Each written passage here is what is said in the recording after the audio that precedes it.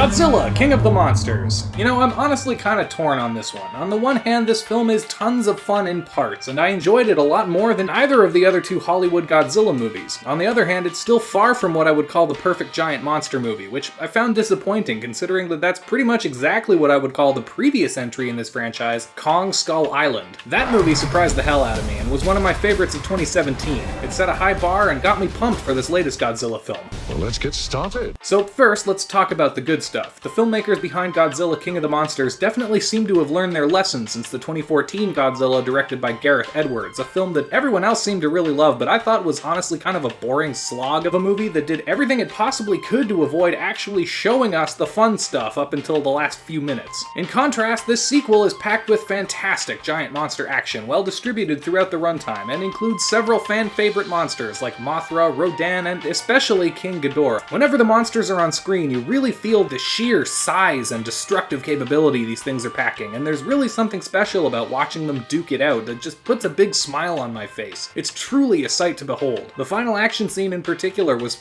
fucking awesome, and definitely left me satisfied as I was exiting the theater. Damn right.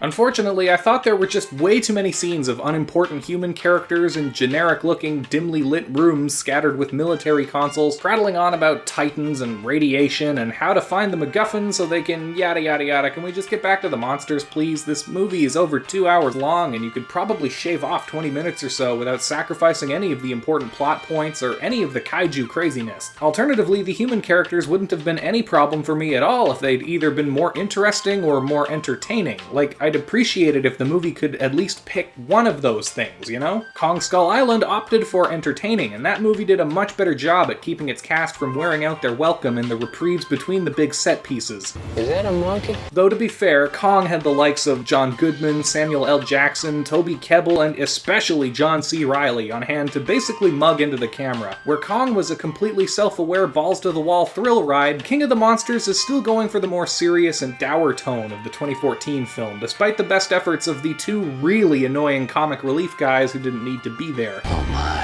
Consider us very intimidated. And look, I can appreciate that what both of these movies are trying to go for from the human perspective is like a sobering, oh, how awful and terrifying would it be if something like this actually happened angle that the original Godzilla had as a metaphor for the nuclear devastation Japan was still very much reeling from. Rather than that, the metaphor this time around is climate change. The mass extinction we feared has already begun, and we are the cause. I'm not opposed to a character-focused Godzilla movie with a message, but if you're gonna do that, you better make damn sure that your characters are able to carry that weight, and these can't. Most of the cast here exists purely to deliver exposition, to the point that you could probably consolidate 3 or 4 extra people into Ken Watanabe's character, and the movie wouldn't skip a beat. You gotta be kidding. The scenes focusing mostly on the humans actually sort of reminded me of like a late 90s, early 2000s disaster movie that might have been directed by Roland Emmerich, which is funny considering he was the director of the '98 Godzilla film. That's a lot of fish. It doesn't get anywhere near that bad though, and most of the cast is game, there just isn't much material for them to work with. Kyle Chandler and Vera Farmiga are the two leads, and they're